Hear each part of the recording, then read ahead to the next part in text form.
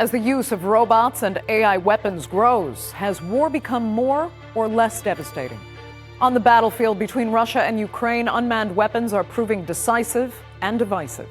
Should robot-on-robot warfare be valued for saving lives or condemned for prolonging war? I'm Andrea Sankey, and today's Newsmaker is AI warfare.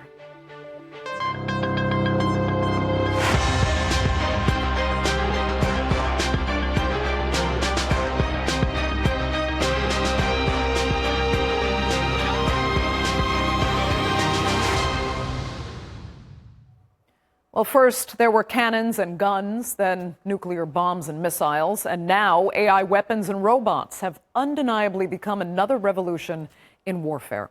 Just 2 years ago, experts pondered how AI and unmanned systems would replace more traditional weapons on the battlefield. But today we're seeing firsthand how it works, especially between Russia and Ukraine. The conflict is nearing its fourth year, and unmanned drone attacks are only increasing. So is the advancement of AI weapons ensuring that fighting continues even longer? Here's a look.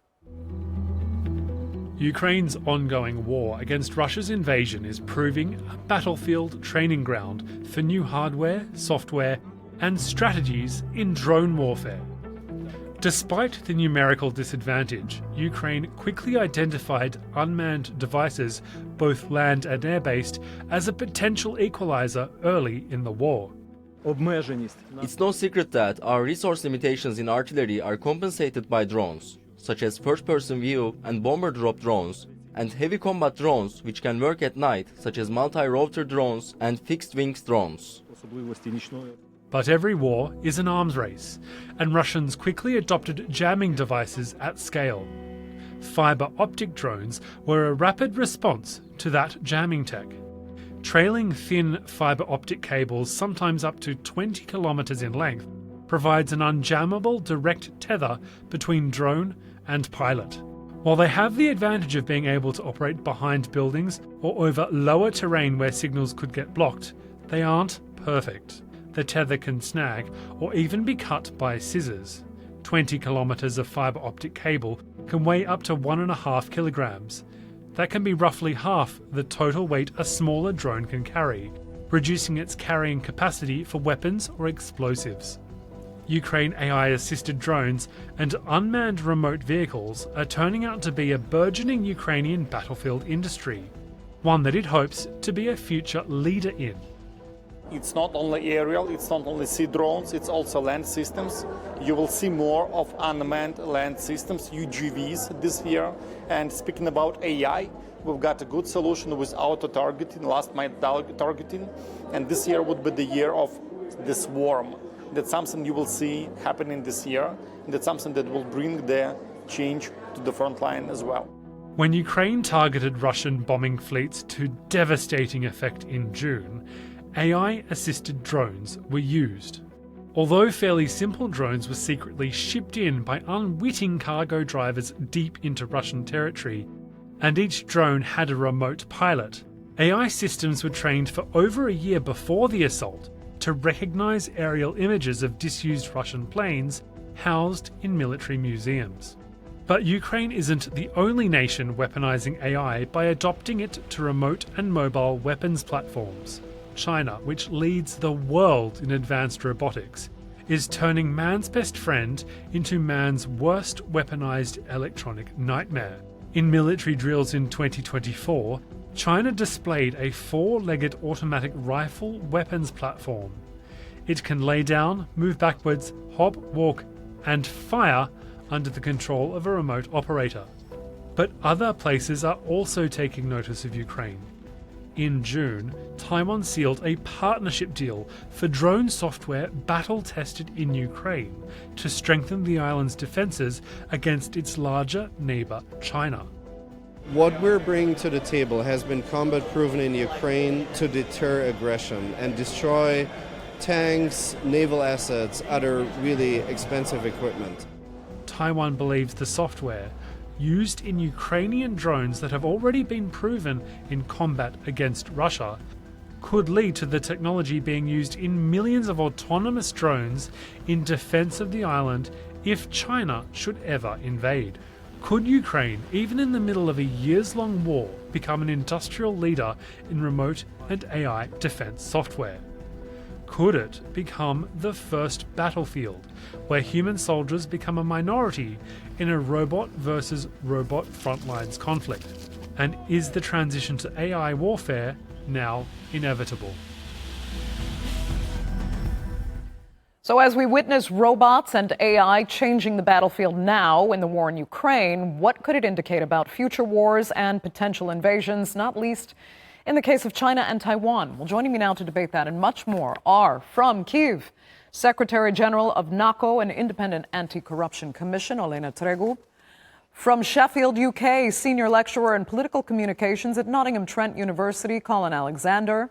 And from Oxford, diplomatic scholar at the University of Oxford, Jennifer Cassidy. Thanks all so much for being with me. Jennifer, I'll begin with you. You know, looking at the war in Ukraine and when it began, many had said the sheer size of Russia's military would just overpower Ukraine very quickly. And now it's been 3.5 years.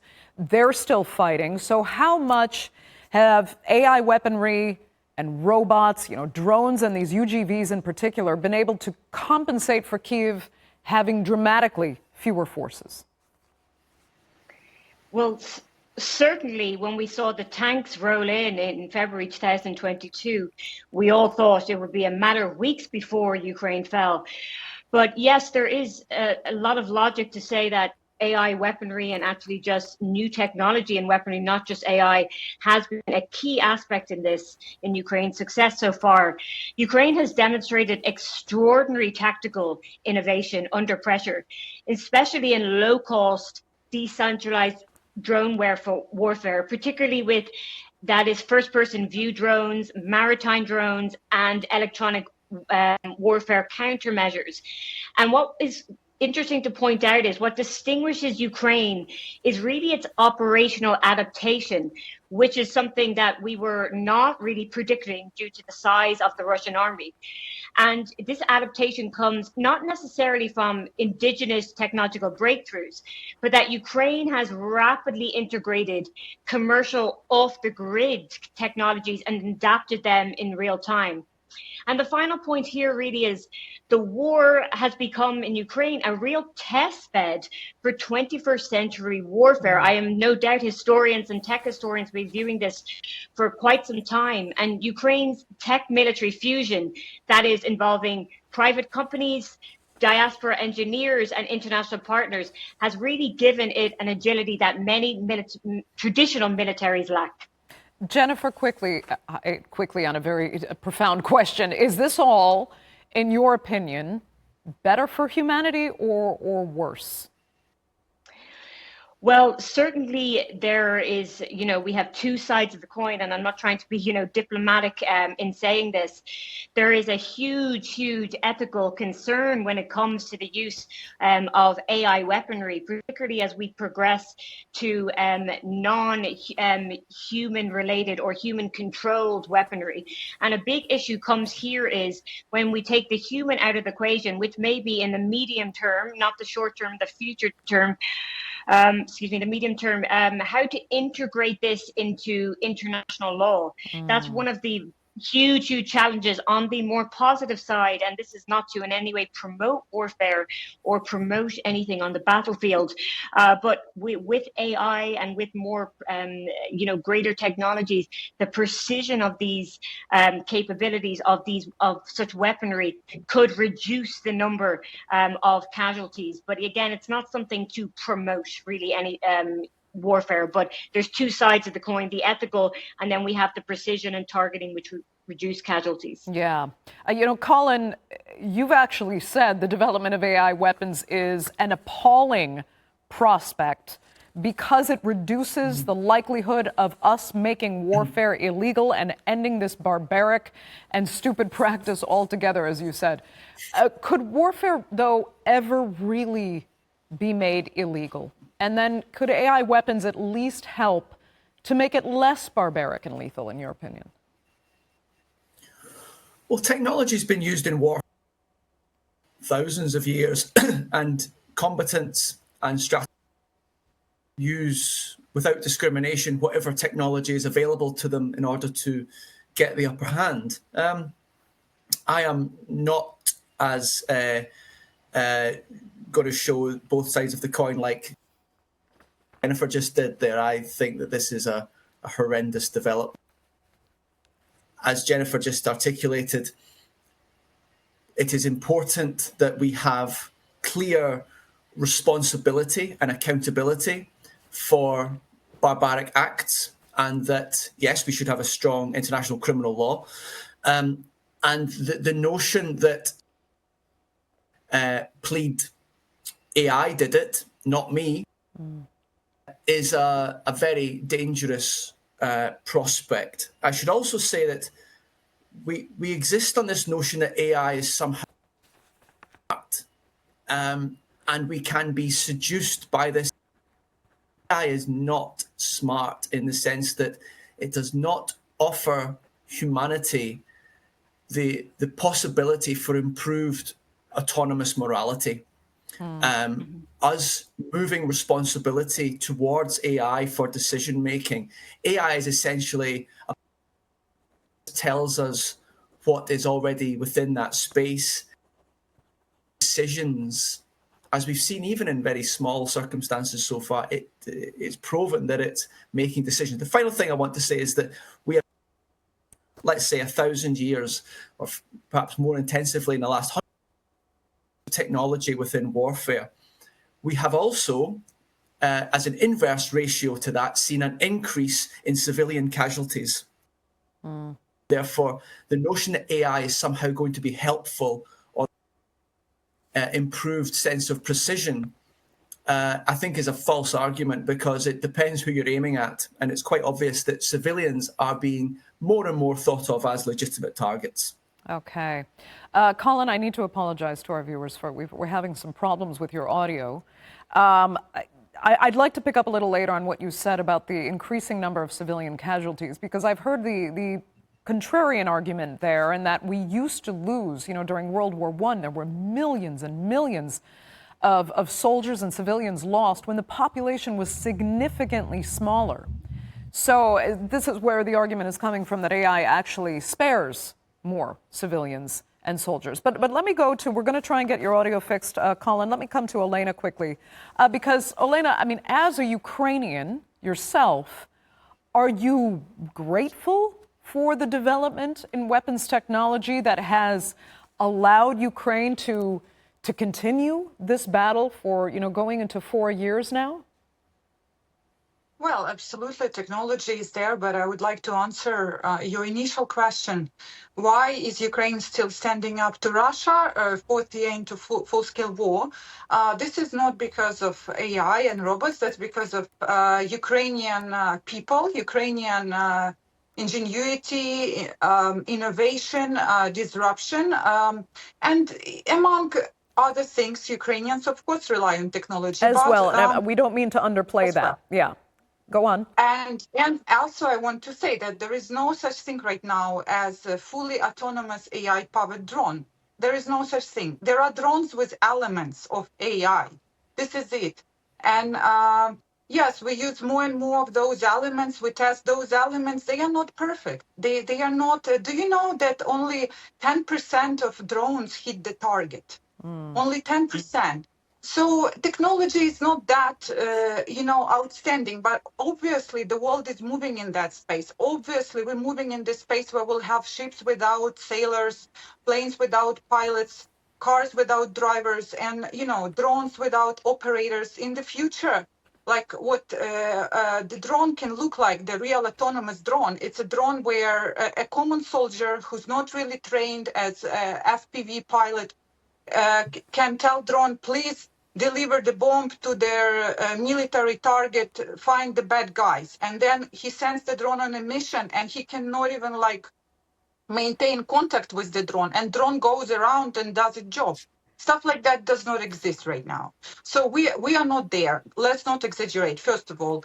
And second of all, of course, these are asymmetric solutions that give opportunity to countries to defend themselves, smaller countries.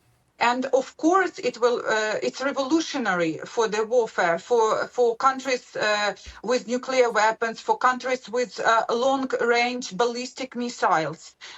It will create a different world order once we move into this domain, but we're not there yet. Okay. Yeah, I mean, we need to be clear, of course, that we're talking about AI weaponry, but I'm also including drone technology, unmanned weaponry technology. Yes, point is it's developing incredibly fast, and that's what I'd like to really explore is where this trajectory is really going. So let me come back to Jennifer because, yeah, could these developments and the trajectory of the Ukraine war so far going forward embolden places like Taiwan, for example, showing the playing field is arguably being leveled because you don't need giant armies. You won't need giant armies. Well, regarding Taiwan and AI weaponry, it's really in my opinion, it's a double-edged sword here for Taiwan. On the one hand, really, it offers a crucial advantage in a kind of asymmetrical, let's say, defense, enabling Taiwan to deploy these, autonomous drones, AI-assisted surveillance, and smart missile systems that can help it offset China's huge military capabilities. But crucially, though, if China gains the upper hand in AI military, which is just as likely as Taiwan getting their hands on just as easy to use AI weaponry, especially China through its fusion of civilian tech firms. Let's not forget that, and its control over civilian tech firms within China. It really could neutralize Taiwan's defenses, and it could become quite simply a traditional military war, but fought out through AI. So it's a double-edged sword here. And actually, just to note there that Taiwan in the AI sphere of the geopolitics, what I like to call the AI race.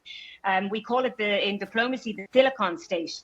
That's because it produces 90% of the chips used for most of the AI systems in computers, and that's actually one of the reasons that it still has the protection of the US for any advancement of China. Now we see with President Trump's initiatives and directives that he is trying to reduce the number of chips that Taiwan can export, and if that happens to Taiwan and their control over the regulatory AI chips is diminished, we could see very much China move in. So you have another AI battle in geopolitics going on there as well. Right, because Colin, on the flip side, all of this, technology development, could it potentially push China to even move more quickly to invade while it has fully the upper hand? Yeah, I mean, this point about the use of AI and whether the perceived lack of human casualties and perhaps the precision of it, I'm not quite bought on that argument yet. The extent to which that offers possibilities for us to have either clean wars or cleaner wars and more just wars in some way, i.e. how a state squares the human cost of war with its public. So in many ways, beyond the specifics of which technology is being used in the battlefield strategy, we also have potentially a shift in mindset towards war, i.e. making war more acceptable within the public mind. And again, I would say that propaganda is not just a part of war. Propaganda is essential to the acceptance of warfare as a form of national policy. And therefore, any increasing the acceptability of warfare reduces the likelihood that we are going to live in a fairer, freer, and a world where there is reduced threat of violence. Jennifer, if you had a comment, go ahead. Yes, I would like to say I do very much agree with, the narrative of we do not want an escalation of war. But, as a diplomatic scholar and also a pragmatist, we must know that, as was rightly said, that technology and war has been around for decades, and so we must recognize the power of these states that hold this weaponry. So one thing we can do is recognize the problem. And as people who do not want to see war escalated with AI weaponry, or even just the traditional use of weaponry, what we can do is make sure we have a very strong integration into the international legal system, and not just an integration, but we see the ICC and the ICJ actually overcome the obstacle of their biggest challenges, how on earth to implement their rulings. But I think and I'm in no way saying that the previous presenter is doing so, I'm in no way saying this, but burying our head in the sand and saying this is not coming forward. I was at previously a conference on AI and weapons, and they were selling weapons right there at the conference, quite to my horror, coming from a neutral state myself. But this is there, and we have to recognize that and work towards the ethical and responsible integration of this, and seek to stop it as best we can, but not to be blind to what's coming and what's already here. Yeah. Olena, what would you like to see so far learned going forward? Where would you like to see potential international legislation come in? Would you hope there might be something, because as we said before, these three real stages of warfare development, and the last stage, if we consider it being nuclear weapons, we saw the Nuclear Non-Proliferation Treaty come in to try and mitigate the damage new weapons developments could do. Do you want to see something like that, having experienced this war so closely yourself, going forward for AI and robotics weapons? First of all, I want to say, given Ukrainian experience, is that when you don't think about weapons, when you're absolutely peaceful society, peaceful neutral country, you can end up having war, actually, because you become an easy target, which is not able to deter the aggressor. And this is what happened to Ukraine. As you know, we gave up our third largest nuclear arsenal. We were essentially closing down our Ukrainian army. We were selling out all the big weapons we inherited from USSR, because in Ukraine, nobody even assumed that there can be a war. Nobody cared, and everybody was for peace and for neutrality and against nuclear weapons and so on. And we ended up in the most horrific genocidal war. So that's a lesson for the world, number one, and everybody watching, I'm sure. And number two, about particularly your question about laws. Of course, there should be regulations on how we use AI, just because I want to say that AI itself, even not weapons with AI, but AI itself can become a weapon in the future when essentially we use it without guardrails, and when it starts creating for us some blackouts or create, as you know, viruses to kill humanity and so on. That would be something that we should regulate, number one. But in terms of war, there are international humanitarian law, but they are not observed. Russia is targeting Ukrainian residential buildings, killing people en masse, and humans. Russian pilots are taking those decisions without any problem because of impunity, and that's a problem. Yeah. You know what, Jennifer, I'm going to come to you for final comments, because Colin, so unfortunately, we can't get your audio corrected, and it seems to be cutting out constantly to the point where I can't hear it. So, Jennifer, and finally, I mean, what do you think if you can pinpoint some of the real dangers you see going forward in this weapons development, how can it be mitigated? How vulnerable will it be to, hackers, cyber warfare included? And then again, what do you want to see international legislation, if it's possible, do about it? So taking your the latter part of your question first, I think actually regarding the dangers, this is the key aspect, the integration into international law.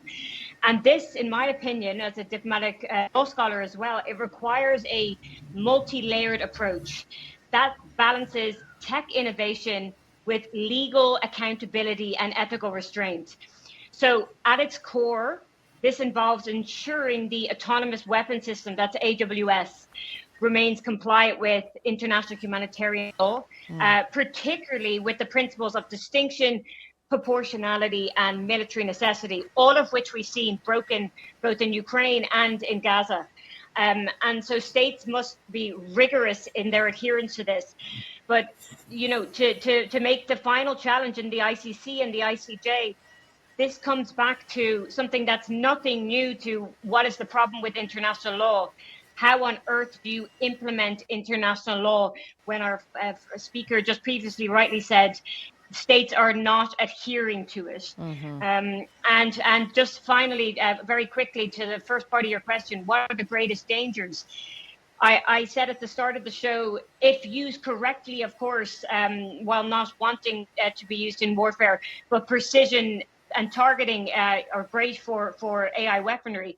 But during times of war, you know, when a human puts in their digital coordinates and says to the ICC or the ICJ, you know, we intended to strike XYZ target, and we happen to hit a school or hospital, which we've also seen happen in Gaza. You know, in times of warfare, they're not, these nation states don't have to give up their national security data. You know, this becomes a big issue. Who do you blame, the human or the AI drone? Yeah. So, you know, there are major challenges ahead for Indeed. this. Jennifer, that will have to be, unfortunately, the final word for this edition of the Newsmakers. I'd really like to thank all three of you so much for being with us. Thank you. And thanks to our viewers for joining us as well. Remember, you can follow us on social media, and do be sure to subscribe to our YouTube channel. I'm Andrea Sankey. We'll see you next time.